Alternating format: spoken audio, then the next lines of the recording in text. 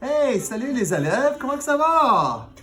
J'espère que ça va bien. Il commence à faire beau dehors, alors on va pas travailler trop les matins cette semaine, mais on va quand même vous montrer des nouvelles choses parce que c'est notre dernière semaine parler à propos des fractions et des nombres décimaux. La semaine prochaine, nous allons commencer à parler à propos des... on va parler de quoi la semaine prochaine? Oh, moi je le sais. On va parler de la géométrie. Alors, on va parler des lignes parallèles, perpendiculaires et les formes géométriques à 3 dimensions. Mais ça, c'est la semaine prochaine. Cette semaine, nous allons commencer en faisant une petite révision de ce qu'on avait appris la semaine dernière. Et la semaine dernière, comme vous vous souvenez, on avait parlé des millièmes. Souvenez-vous des différentes positions. Regardez ici, nous avons plein de nombres décimaux.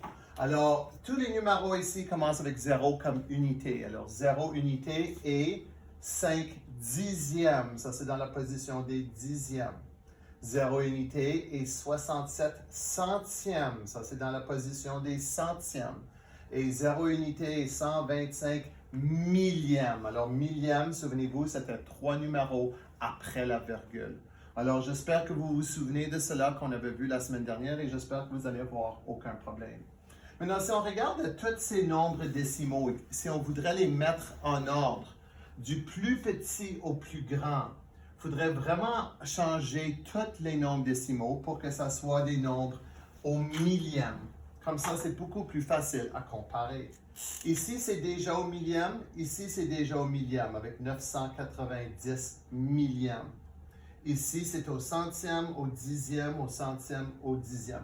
Alors, on va changer en ajoutant des zéros, comme ça, ils vont tous être au millième. Et là, après ça, ça va être beaucoup plus facile à comparer. Souvenez-vous de cela. Si on regarde ceci, le plus petit numéro, ça serait celui-ci qui est 0 et 8 dixièmes ou 0 et 80 millièmes. Alors, on peut voir que ça serait le plus petit ou le numéro 1. Si on continue après cela, on voit celui-ci avec 125 millièmes, serait le deuxième plus grand. Ensuite, ça serait le 5 dixième ou 500 millièmes, serait le troisième. Ensuite, ça serait le 670 ou 67 centièmes, 670 millièmes, qui serait le quatrième.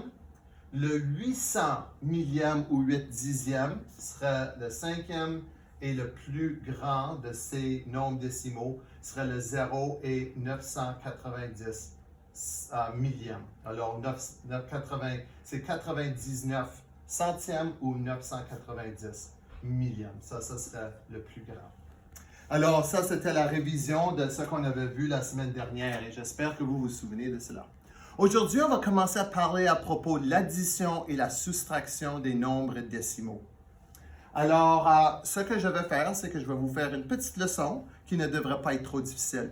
Durant les devoirs que vous allez avoir à faire cette semaine et durant le problème de la semaine que vous allez avoir cette semaine, en passant, il n'y aura pas de calcul en tête cette semaine, alors vous allez seulement avoir les 2 devoirs à faire. Vous allez avoir besoin de faire... premièrement, l'estimation. Alors, on va parler un petit peu à propos de l'estimation, puis on va parler un petit peu à propos de comment est-ce qu'on peut faire cela pour additionner et soustraire des nombres décimaux.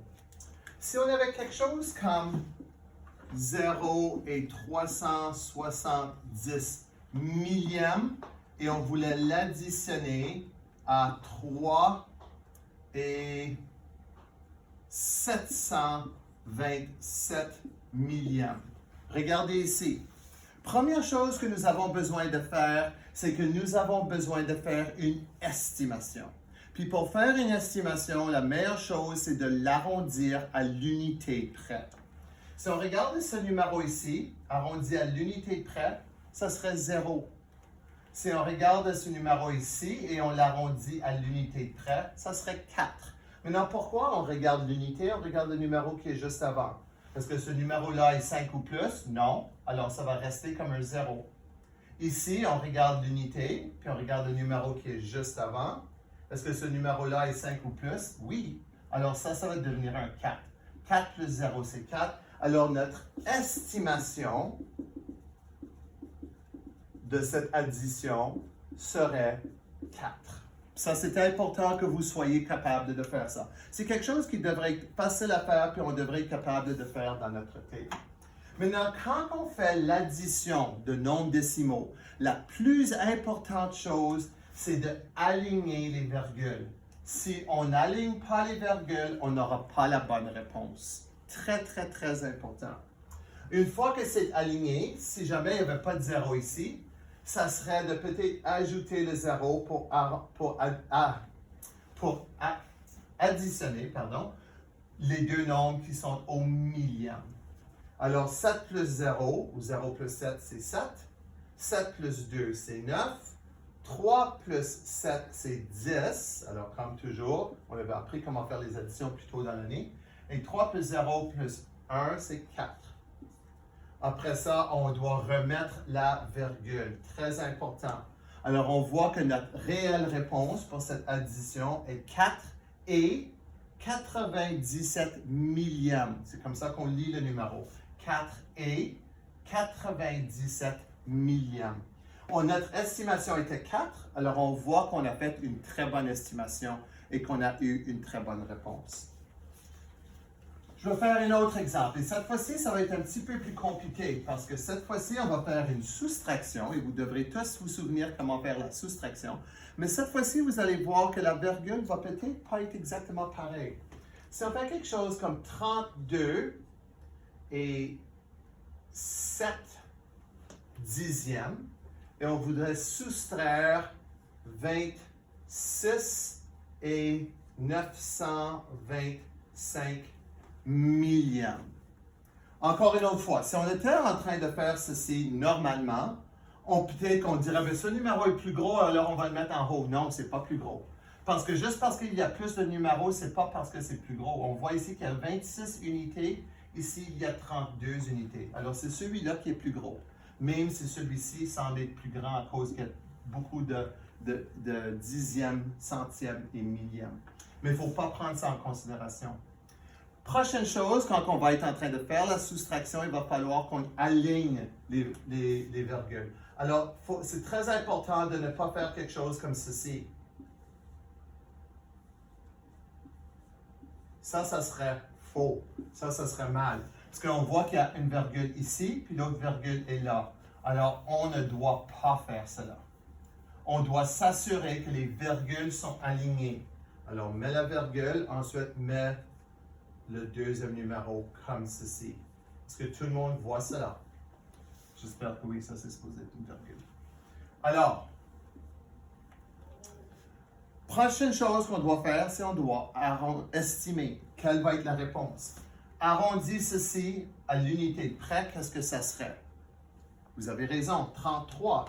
Parce qu'on regarde l'unité, qui est le 2. Le numéro juste avant, c'est un 7, qui est 5 ou plus. Alors, le 2 devient un 3.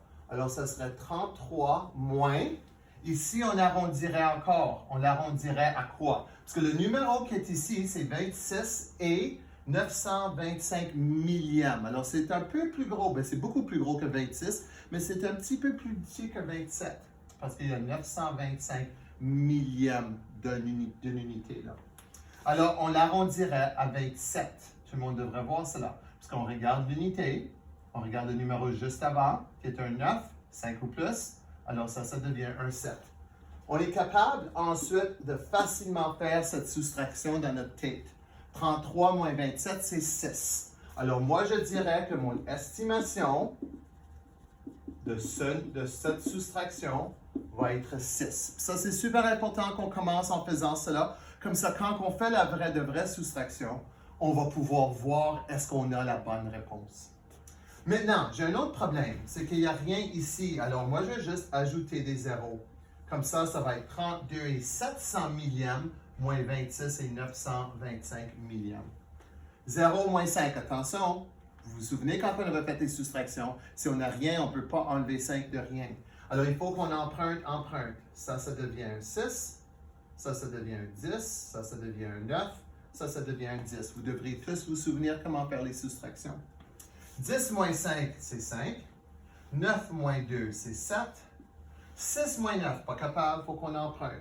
Ça devient 1. Ça devient 16. 16 moins 9, c'est 7. On met la virgule, n'oubliez pas votre virgule qui est là. 1 moins 6, pas capable, on va emprunter, ça devient 2, ça devient 11. 11 moins 6, c'est 5. Alors, on voit que la vraie réponse est 5 et 775 millièmes. Notre estimation était 6. Est-ce que c'était une bonne estimation? Oui, parce que si tu arrondis ce numéro à l'unité de près, ça serait 6. Alors, deux choses à se souvenir lorsqu'on fait l'addition et la soustraction des décimaux. Il faut aligner la virgule, puis il faut qu'on s'assure qu'on est en train de soustraire des millièmes par des millièmes, ou des centièmes par des centièmes, ou des dixièmes par des dixièmes.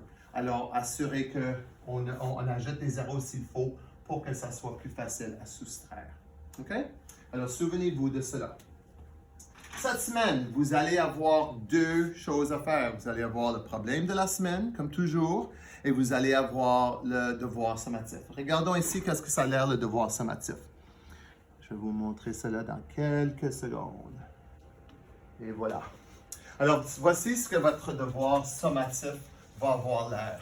Vous allez avoir à faire des additions et des soustractions de nombres décimaux. Ou en passant, je ne vous ai pas dit, mais si on était en train de faire des multiplications et des divisions de nombres décimaux, vous n'avez pas besoin d'aligner des virgules quand on fait la multiplication et la division. Alors, si c'était quelque chose comme 3 et 25 millièmes multiplié par 32 et 6 dixièmes, on n'aurait pas besoin. Puis là, on ferait juste les multiplications, puis on compterait combien il y a d'espace pour mettre la virgule. Mais ça, c'est quelque chose que vous allez apprendre en 6e année. Mais lorsqu'on fait l'addition et la soustraction, il faut aligner. Alors, vous voyez ici, tous les exemples qu'ils ont mis ici, les virgules sont déjà alignées. Et on voit qu'ils sont tous dans des nombres avec des millièmes. 3 numéros après la virgule. Première chose, si vous regardez bien ce qu'on vous demande ici, on dit effectue chaque addition, vérifie la réponse à l'aide d'une estimation. Alors, vous pouvez soit faire l'estimation avant ou vous pouvez la faire après. Moi, j'aime mieux le faire avant. Ici, si j'étais pour faire une estimation, je arrondirais 4 et 521 millièmes à 5. Alors, ça serait 5. Et j'arrondirais 3 et 97 millièmes à 3. Alors, 5 plus 3, c'est 8. Alors, mon estimation pour ce numéro va être 8. Ensuite, je dois faire la vraie addition. 7 plus 1, c'est 8, ou 1 plus 7, c'est 8. 9 plus 2, c'est 11, n'oubliez pas de le mettre ici. 5 plus 1 plus 0, c'est 6, on met la virgule.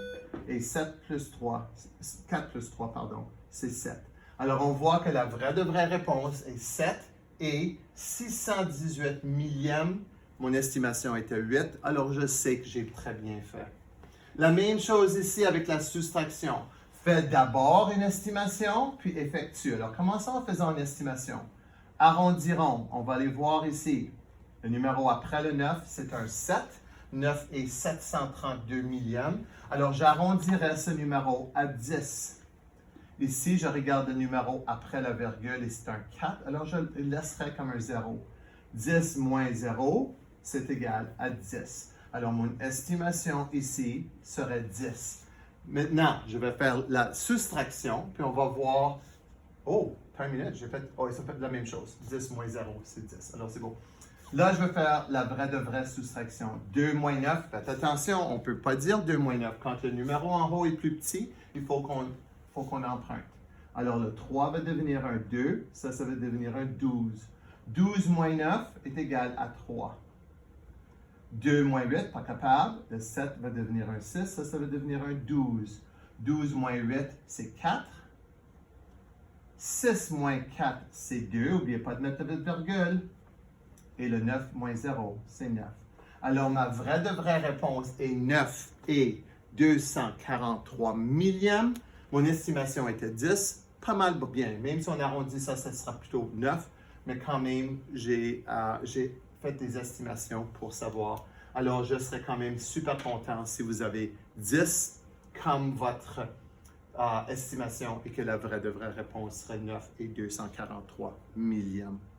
Alors, j'espère que ça va. J'espère que vous n'allez avoir aucun problème cette semaine à faire des additions, des soustractions de nombres décimaux. Troisième chose, Nous allons regarder le problème de la semaine.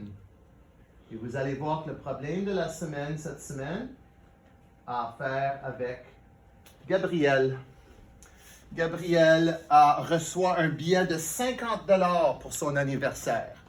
Elle achète un appareil photo à 29,95 $ et un porte-monnaie à 9,29 $. Combien d'argent lui restera-t-elle? Alors, très important de savoir que si elle reçoit 50 $, que 50 $, quand on l'écrit avec des nombres décimaux, serait comme ceci. N'oubliez pas qu'il y a 0 dixième et 0 centième de cent. OK? Quand c'est 50 $. Ensuite, vous voyez qu'elle a acheté ça et ça. Il va falloir que vous fassiez une addition ici pour savoir combien qu'elle a dépensé en tout. Et ensuite, il va falloir que vous fassiez une soustraction. Alors, notre problème du jour a à faire avec les additions et les soustractions de nombres décimaux. N'oubliez pas, quand on fait le problème de la semaine, il faut toujours faire les 4 composantes. Il faut dire « Qu'est-ce que je veux savoir? » Écrivez une belle phrase. « Qu'est-ce qu'on veut savoir? » Les données. Résoudre. Alors, montrez-moi votre travail de comment vous allez résoudre cela. Et finalement, n'oubliez pas la partie « Communiquer » où vous devez écrire une phrase complète avec la réponse de combien Gabrielle a dépensé ou combien il va lui rester d'argent une fois qu'elle a fait les dépenses. Alors, j'espère que ça ne va pas être trop difficile pour vous autres non plus. Alors, si je regarde, il y a une dernière chose que je veux faire. Je vais vous parler de la question vraie vie. Alors, cette semaine, la question vraie vie, c'est une question qui a à faire avec la famille à Riley. Alors, regardez ici la question vraie vie. On parle de Riley et combien qu'il mesure. On parle de combien mesure sa sœur, combien mesure son frère en mètres et combien mesure sa mère. Et la question est, quelle personne est la plus grande dans cette famille? Et quelle personne est la plus petite dans cette famille? Et crois-tu que Riley est plus vieux ou plus jeune que sa sœur? Et expliquez votre réponse. Peut-être que vous connaissez très bien Riley, vous savez que Riley soit plus vieux ou plus jeune que sa sœur. Mais en regardant le problème, est-ce qu'on peut deviner qui est plus grand et plus vieux et qui est plus jeune? Vous pourrez me le dire après avoir répondu à la question vraie vie. Alors, c'est ça. Cette semaine, c'est la fin de ma leçon. J'espère que vous n'allez avoir aucun problème à faire les additions et les soustractions des nombres décimaux. J'espère que vous allez aller dans NetMath si jamais vous avez fini, que vous voulez faire un petit peu plus, parce qu'il y a toujours des activités dans NetMath amusantes à faire. Et puis, amusez-vous cette semaine en mathématiques. J'espère que vous allez beaucoup aimer votre semaine. Il fait beau, alors passer du temps dehors.